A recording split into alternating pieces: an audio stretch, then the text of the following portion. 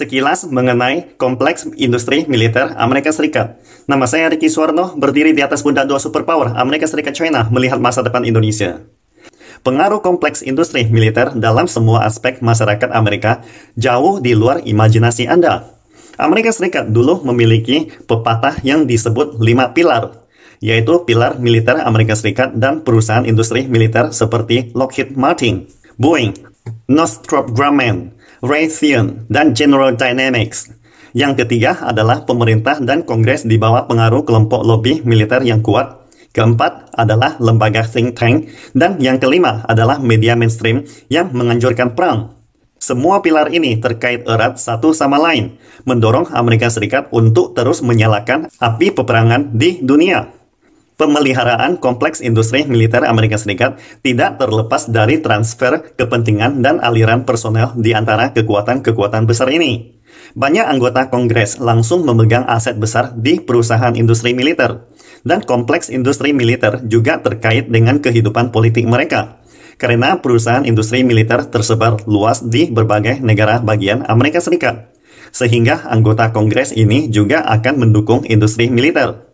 Selain itu, aliran posisi di antara perusahaan industri militer, departemen militer, dan pemerintah, Kongres, dan think tank juga sangatlah umum. Perusahaan industri militer menyediakan dana selama pemilu, dan setelah pemilu, presiden terpilih harus membayar dengan menunjuk mereka sebagai pejabat tinggi. Ketika pejabat pemerintah memegang kekuasaan untuk menyetujui anggaran program federal, maka perusahaan industri militer akan menawarkan pekerjaan bergaji tinggi setelah mereka meninggalkan Gedung Putih. Pengaruh kompleks industri militer Amerika Serikat tidak hanya terbatas pada bidang politik, tetapi secara luas juga mempengaruhi masyarakat Amerika dan dunia. Pertama, kebijakan militeristik yang diciptakannya telah membawa pengawasan domestik yang luas. Seperti diketahui, sistem intelijen Amerika Serikat berasal dari reformasi militer. Misalnya, Undang-Undang Keamanan Nasional 1947, di mana CIA berasal. Sistem intelijen ini akan berusaha keras melindungi kepentingan kompleks industri militer. Amerika Serikat sebagai negara intelijen terbesar di dunia tidak hanya melanggar hak-hak warga negaranya. Mereka juga melakukan pengawasan semaunya dan menindas para aktivis anti-perang. Mereka juga secara langsung berpartisipasi dalam persaingan komersial dan melayani kepentingan komersial perusahaan-perusahaan Amerika. Sebagai contohnya, pada tahun 1994, Badan Intelijen Amerika Serikat menyerang Airbus Eropa melalui operasi spionase untuk mendapatkan keuntungan buat Boeing Amerika Serikat. Lalu, pada tahun 2013, FBI menjebak perusahaan Alstom asal Perancis. Dan setelah tahun 2018, FBI menekan perusahaan China seperti Huawei, di mana semuanya untuk melayani kepentingan perusahaan Amerika ketika mereka kalah bersaing dengan perusahaan di luar Amerika Serikat. Kedua, kompleks industri militer Amerika Serikat berpenetrasi sangat kuat dalam industri informasi dan ekonomi internet saat ini. Di antaranya raksasa industri informasi Microsoft, Apple, Google maupun Facebook, dan lain sebagainya. Semuanya adalah bagian dari kompleks industri militer Amerika Serikat. Militer Amerika Serikat memiliki berbagai peraturan dan sarana mengharuskan raksasa internet ini untuk membuka pintu belakang. Karena raksasa internet sendiri juga berasal dari proyek militer yang dikembangkan berdasarkan perintah militer Amerika Serikat. Termasuk banyak perusahaan startup baru Amerika Serikat didirikan setelah menerima dukungan militer sejak awal, sehingga mereka sangat selaras dengan pihak militer. Bahkan senantiasa memberikan pihak militer Amerika Serikat segala informasi pribadi para pengguna domestik maupun di luar Amerika Serikat.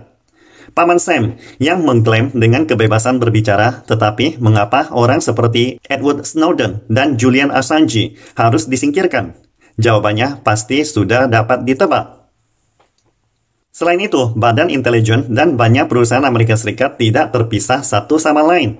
Misalnya, Direktur Intelijen Nasional mantan Presiden George Bush dan Barack Obama pernah menjabat sebagai eksekutif perusahaan informasi.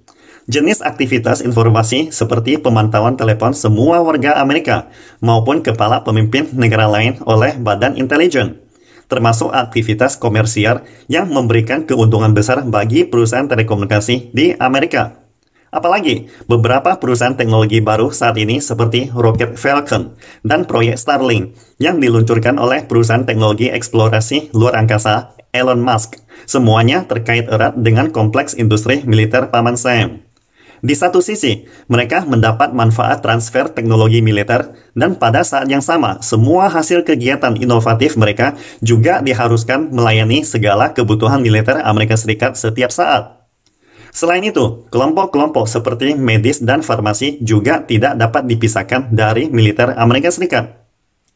Secara historis, militer Amerika Serikat telah melakukan banyak uji coba nuklir dan eksperimen manusia yang tidak manusiawi, dan mengembangkan banyak senjata biologis maupun virus yang menakutkan. Misalnya, laboratorium virus pangkalan militer Amerika Serikat di Fort Detrick, ataupun operasi militer Rusia baru-baru ini di Ukraina juga mengungkap aktivitas kejahatan laboratorium biologi militer Amerika Serikat. Namun, semua ini jarang disadari oleh masyarakat Amerika Serikat dan dunia di masa lalu. Bahkan banyak masyarakat global yang tidak merasa serius ketika kompleks industri militer berusaha mengendalikan semua pikiran kita. Secara internal, mereka berusaha meyakinkan warga Amerika bahwa mesin militer adalah pelindung kepentingan nasional Amerika Serikat. Artinya, semua campur tangan urusan negara lain atau intervensi asing adalah untuk tujuan suci kemanusiaan. Mencuci otak warga Amerika untuk harus berterima kasih kepada pihak militer. Secara eksternal, mereka terus mencuci otak dunia untuk menerima hegemoni Amerika sebagai suatu hegemoni kerajaan yang baik hati. Dan sebaliknya mengancam dunia jika hegemoni Amerika Serikat menghilang atau kolaps. Dunia justru akan menjadi tempat yang lebih menakutkan dan lebih bergejolak. Kompleks industri mengarang apa yang disebut promosi demokrasi untuk membenarkan tindakan perang dan subversi mereka terhadap negara lain. Misalnya, baru-baru ini seorang penulis Amerika Serikat bernama Sylvan dan Harvey bersama-sama menerbitkan sebuah buku berjudul National Hoax. Buku tersebut menekankan bahwa Amerika Serikat telah mempromosikan segala keunggulan Amerika Serikat dan orang Amerika. Mempropagandakan bahwa Amerika Serikat adalah semacam kekuatan untuk kebaikan. Dan salah satu pendorong terbesar propaganda ini adalah militer Amerika Serikat sendiri. Lalu, cara spesifik apa yang diperlukan untuk melakukan hal-hal ini? Menurut buku National Hoax, pertama-tama melalui dana besar yang mendukung segala akademisi untuk membangun seperangkat ideologi dengan kedok ilmu sosial. Metode ini terbukti sangat efektif, sehingga memungkinkan ilmuwan sosial di banyak negara di dunia secara bertahap dijinakkan dalam agenda yang mereka tetapkan. Kemudian, Sylvan juga mengatakan bahwa ilmuwan politik di seluruh dunia setiap hari mendiskusikan demokrasi, pakar hubungan internasional mendiskusikan perdamaian demokratis dan stabilitas hegemonik setiap hari. Ataupun para ahli hukum membela teori intervensi internasional Barat dan hak asasi manusia atas kedaulatan. Menuntut para sejarawan untuk menulis karya argumen bahwa Amerika Serikat sebenarnya adalah kekaisaran hegemoni baik hati yang tidak ingin mengurus dunia. Namun mereka harus melakukannya karena kewajiban moral yang keluar dari dalam hati mereka. Ataupun banyak ulama dan tokoh budaya yang meneriakkan slogan anti-perang setiap hari. Tetapi mereka bertepuk tangan dan bersorak ketika melihat Amerika Serikat menggunakan kekuatan menginvasi negara lain. Selain akademi keras di atas, ada juga soft culture-nya. Misalnya, agensi seperti CIA telah terlibat dalam budaya seni sejak Perang Dingin, memanipulasi seni dengan mendanai kreasi, pameran seni, dan berbagai kegiatan lelang. Kementerian Pertahanan Amerika Serikat juga telah berkolusi dengan perfilman Hollywood, Disney, dan semua perusahaan perfilman untuk memasukkan ideologi militer Amerika Serikat ke dalam karya film dan televisi terkait. Termasuk semua film kartun Amerika yang ditonton oleh anak-anak seluruh dunia, semuanya mengandung bayangan kelompok industri militer Amerika Serikat. Contoh yang paling menonjol lagi adalah film Transformers, yang didukung oleh militer Amerika Serikat, dengan sejumlah besar ideologi militer Amerika yang tertanam di dalam plot, serta iklan industri militer Amerika di dalamnya. Di samping itu, lembaga yang tidak kalah pentingnya yang terkait erat dengan kompleks industri militer Amerika Serikat adalah berbagai yayasan dan LSM atau organisasi non-pemerintah. yang telah lama membeli dan mengembangkan elit budaya, bidang opini, dan aktivis sosial dari berbagai negara. Singkatnya, kompleks industri militer Amerika melalui segala cara telah membangun jaringan raksasa yang paling menakutkan di dunia. Namun, jaringan ini tidak dapat membutakan semua orang selamanya. Setelah lemparan tak henti-hentinya dari dua Presiden Trump dan Biden, keterampilan penyamaran Amerika Serikat saat ini tidak sehebat sebelumnya. Karena semakin banyak kebenaran semakin terungkap.